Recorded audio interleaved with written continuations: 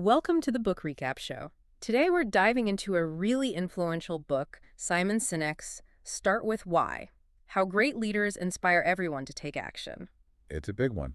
Really changed how a lot of people think about leadership and marketing. Absolutely. Our goal here is, well, to unpack the core ideas for you, give you those key insights, maybe spark some aha moments without you having to read the whole thing cover to cover. And show how relevant it is, right? It's not just abstract theory. Exactly. Cynic basically identifies this pattern, a way of thinking and communicating that certain leaders just get. It's how they inspire people, not just, push them. Yeah, and it starts with this really simple observation he made. Some people, some organizations, they have this incredible success, this intense loyalty. Even when things look tough for them. Right. While others, maybe with more money, more resources, they just struggle. They don't connect in the same way. That's the core puzzle Cynic tackles. He uses the race for flight as a great example. Yeah. You had Samuel Pierpont Langley. Huge budget, government backing, brilliant team. Everything you'd think you need, but he couldn't get sustained flight working. Meanwhile, you've got the Wright brothers, working out of a bicycle shop in Ohio. No funding, no fancy degrees. Just pure passion and a different approach. And they crack it. Sinek says the difference wasn't motivation, both were driven. It was that the Wright brothers started with a clear sense of why. And you see that pattern again and again. Think about Apple, Wozniak, and Jobs. They weren't alone in the early PC days. Lots of companies were trying. Oh yeah, tons. But Apple did something different. They didn't just sell computers, they started a movement. Became a billion-dollar company in, 6 years? Incredible, because they inspired people with why they were doing it. It's not just tech either. Think Martin Luther King Jr. A powerful example. He didn't have a website or send out mass emails for the March on Washington. No formal invites needed. Right.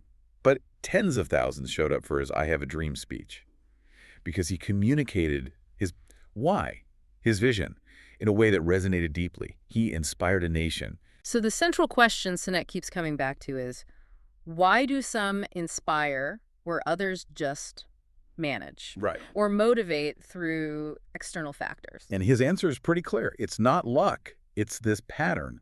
It's about starting with why. And it's crucial to remember this isn't just for CEOs or historical figures.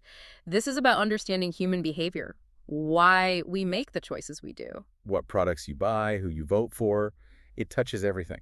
Okay, so if starting with why is the key to inspiration, what's the alternative? What do most companies do?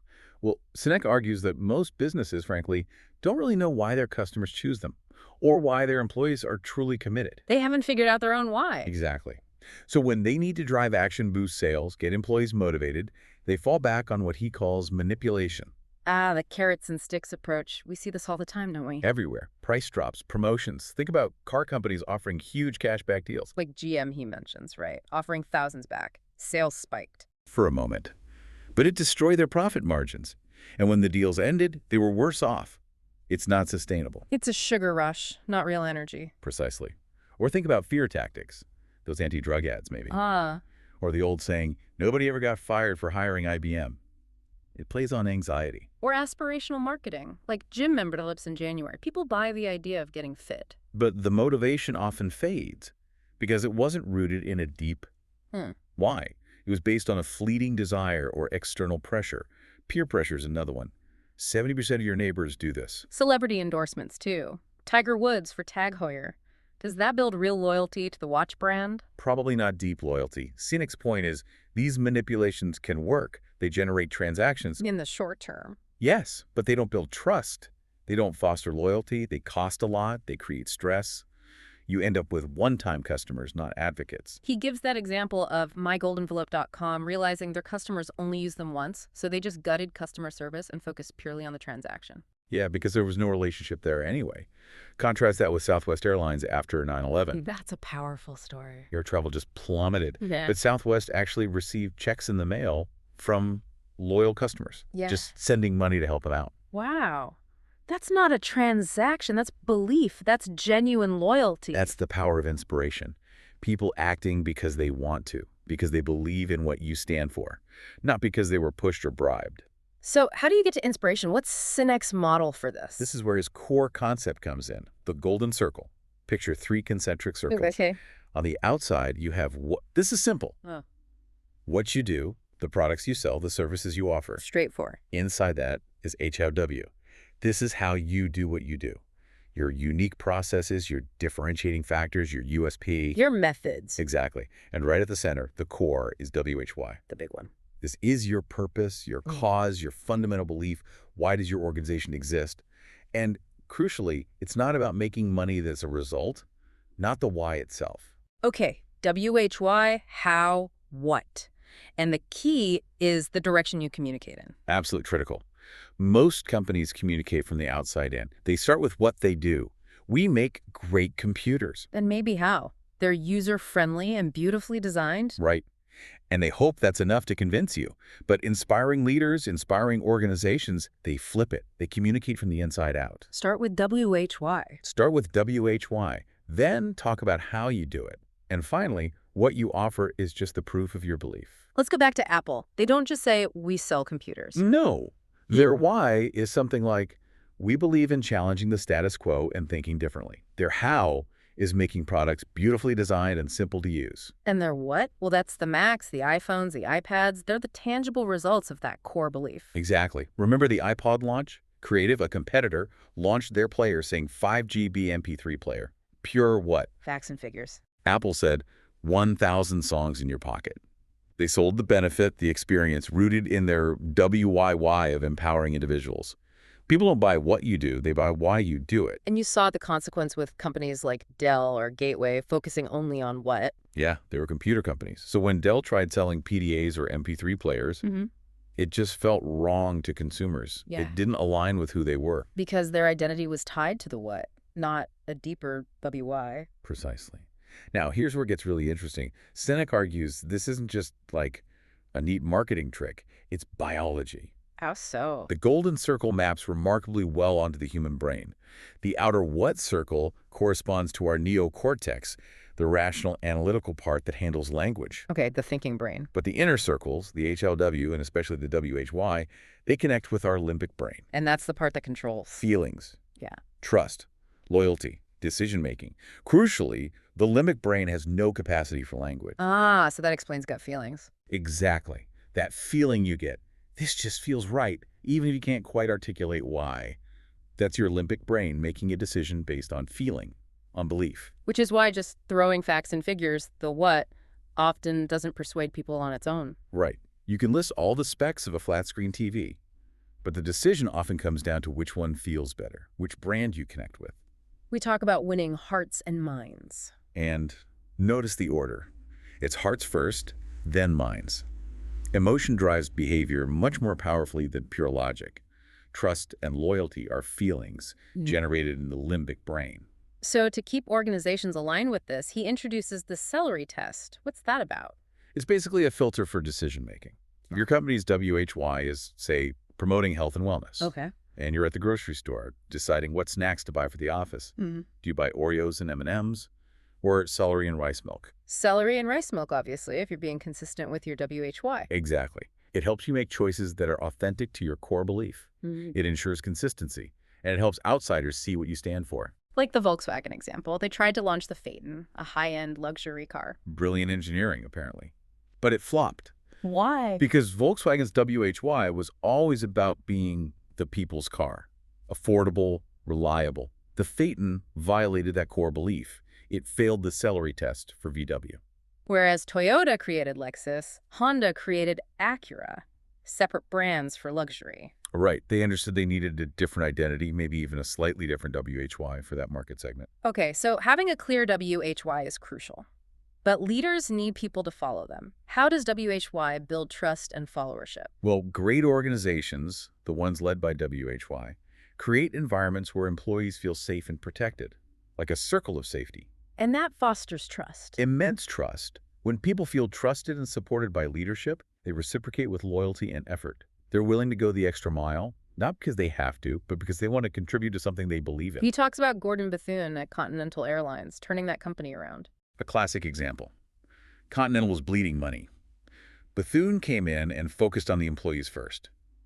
His mantra was basically, happy employees lead to happy customers, lead to happy shareholders. In that order. What did he actually do? Things like removing the security locks on the executive floor, showing trust.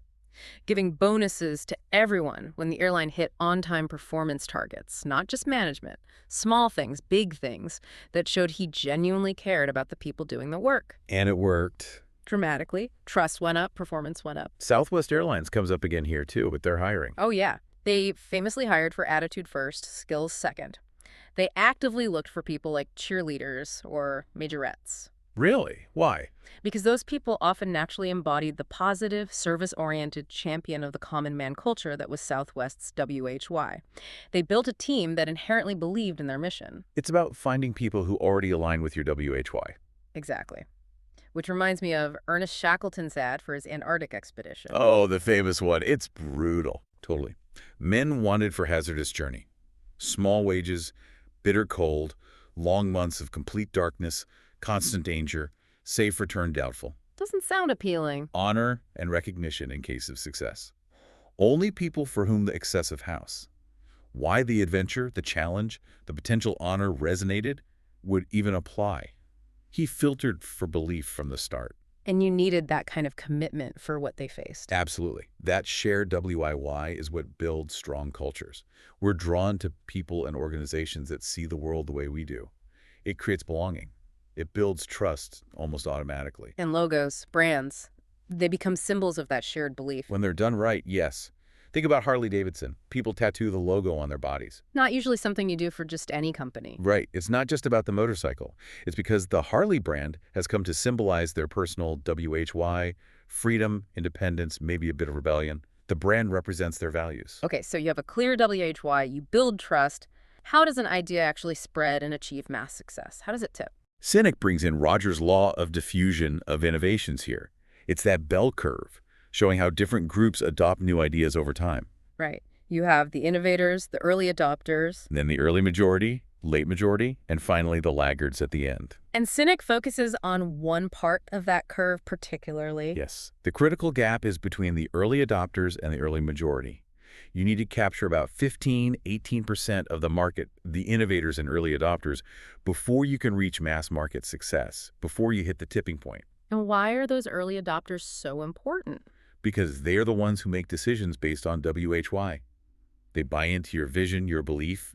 They're willing to pay more or put up with imperfections because they want to be part of what you're doing. They're the true believers. And crucially, they're the ones who will talk about you. They'll spread the word organically because they genuinely believe. You can't reach the majority without them. He uses TiVo as a cautionary tale here, right? The TiVo trap. Yeah, TiVo had amazing technology. Pause live TV, skip commercials, revolutionary at the time. So why didn't it take over the world? Because they marketed what it did, all features. They never clearly articulated WHY anyone needed this radical new way to watch TV. They didn't sell the belief in having total control over your entertainment. Well, the cable companies just added DVR as a feature. Exactly. Yeah. Less disruptive, didn't require a fundamental shift in belief, and it quietly achieved mass adoption. TiVo failed to cross the chasm because they focused on what, not WHY. This leads to another interesting idea, the new competition. Right. Instead of obsessing over beating your competitors. Like athletes trying to beat each other. Compete against yourself. Focus on being better today than you were yesterday. Strive to advance your own WHY. And what happens when you do that? Sinek argues that when you're clear about your WHY and focused on improving, others who believe what you believe are naturally drawn to help you. It becomes collaborative, not purely competitive. Like that story of Ben Coleman, the runner with cerebral palsy. Yeah, incredible story. He falls, he struggles, but he finishes. And at the end, his teammates aren't celebrating their own times. They come back and run the final stretch with him. Their shared belief, their team WHY, is stronger than individual competition. Exactly. And that's directly applicable, in business or your career. Right. Find the people, clients, partners, employees who resonate with your WHY. Don't just look for anyone who needs your what. That builds a much stronger foundation. But even if you find your WHY, things can go wrong, right? Especially as organizations grow. Oh, absolutely. This is a huge challenge Sinek calls the split. As companies get bigger, the founder's original passion, their WHY, can get diluted. It becomes fuzzy. And then what happens? They often drift back towards relying on manipulations, focusing on metrics, short-term gains, the what and how, because the inspirational WHY isn't clear anymore. He points to Walmart after Sam Walton died. A classic case. Walton's WHY was deeply rooted in serving people, helping communities save money so they could live better. Low prices were how he did it. But after he was gone, The company culture shifted increasingly towards just being cheap. The focus became the what, low prices at all costs, and they lost touch with the original service-oriented WHY. which led to controversies, employee issues, community backlash, even while they were still making lots of money. Right, because they lost their soul, in a way. It links to what Sinek calls the entrepreneur's paradox. Which is, Many founders achieve huge success, wealth, market share, all the external markers, but they don't feel successful. They feel empty. because they drifted from their WHY. Exactly. Sinek distinguishes between achievement, which is tangible, like hitting a sales target, Yeah. and success, which is a feeling of fulfillment that comes from living and working in alignment with your WHY. So the leader's primary job isn't just management, it's To be the embodiment of the WHY, to be the chief messenger, the megaphone for the company's core belief. Think Bill Gates in the early days of Microsoft. His WHY was about putting tools of empowerment on every desk. Or Steve Jobs returning to Apple, he immediately refocused the company on its core WHY of challenging norms and empowering individuals.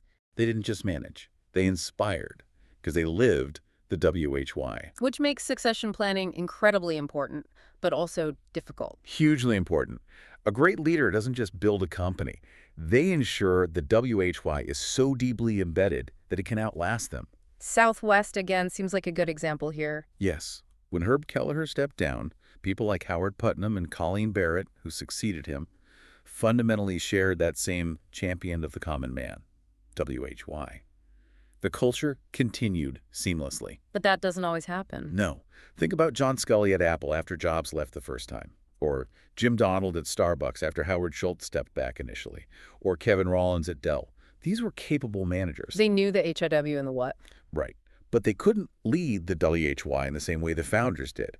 And the companies often lost their way until the original visionary returned or a new WHY-driven leader emerged. It highlights the difference between management and leadership. Sinek even pushes for measuring WHY, not just what. How do you even do that? It's about finding metrics that reflect your core values. He mentions Christina Harbridge's debt collection agency, Bridgeport Financial. Debt collection doesn't sound very WHY driven. You wouldn't think so. Yeah. But they incentivize their agents not just on dollars collected, but on building rapport with the debtors. They measured connection. And the result? Collection rates went up 300%. And they got more repeat business from clients because their approach was fundamentally different, more human. It aligned with a WHY beyond just squeezing money out of people. Another example was Dwayne Honor's construction company. Yeah, they actively measured work-life balance, made sure employees clocked out by 5:30 p.m. to be with their families. Seems like it would hurt productivity in construction. You'd think, but it led to higher morale, higher productivity during work hours, and extremely low turnover because employees felt the company genuinely cared about their well-being. A clear WHY. When you measure your WHY, it reinforces its importance. Okay, so this all sounds great, but how does someone actually find their WHY if it's so crucial? Well, Sinek is very clear on this. Your WHY isn't something you invent or create based on market research. So you can't just brainstorm it? No, it's a process of discovery. It comes from looking backward into your past, your upbringing, your life experiences, the moments that shaped you. Your WHY is already there. You just need to uncover it. He uses an analogy, the arrow. Yes, it's a great one. For an arrow to have power and reach its target, you don't push it forward. You have to pull it backward, 180 degrees away from the target. Okay. Similarly, to find the power and direction of your WHY, you need to look backward into your personal history, identify the recurring themes and values that have consistently driven you. He talks about his own experience, right? Feeling adrift despite business success. Yeah, he hit a point where he felt quite depressed. Even though his consulting business was doing okay by external measures, he'd lost touch with why he was doing it. And discovering his WHY changed everything. Completely. He articulated his why as to inspire people to do the things that inspire them. That clarity shifted his entire focus away from just doing strategy consulting, the wet, towards living his Yeah, life. he also tells the story of Ron Bruder. Another fantastic example. Bruder kept changing industries travel, cleaning up contaminated land. Seemed unrelated. But there was an underlying thread. Yes. His personal WY was about showing others that an alternative route is possible, Each business, each venture was just a different what? A different platform for him to express that core belief. And eventually, that led him to found the Education for Employment Foundation. Right. Tackling youth unemployment in the Middle East is a pathway to peace. A massive goal, but perfectly aligned with his lifelong WHY of showing people alternative possibilities. His companies were the HW and what stemming from his WHY. It comes back to that idea of competing against yourself. Exactly. Focus on being a better version of yourself today than you were yesterday, guided by your WHY. When you do that authentically, Sinek believes, others who share your belief will be drawn to support you. So the ultimate vision is For every person, every organization, to operate from their WHY. Imagine the impact if decisions were simpler, loyalty was deeper, trust was the norm, and innovation flowed naturally from that shared purpose. So, wrapping this up, what's the core takeaway for someone listening? It really boils down to this. Find your WHY. Be disciplined about your attribute, making sure your actions align with your beliefs. And be consistent in your what, ensuring your products, services, or outputs are authentic proof of your WHY. That combination creates authenticity, doesn't it? It does. It builds trust, fosters genuine loyalty, and leads to that feeling of success, not just achievement. And remember, this isn't just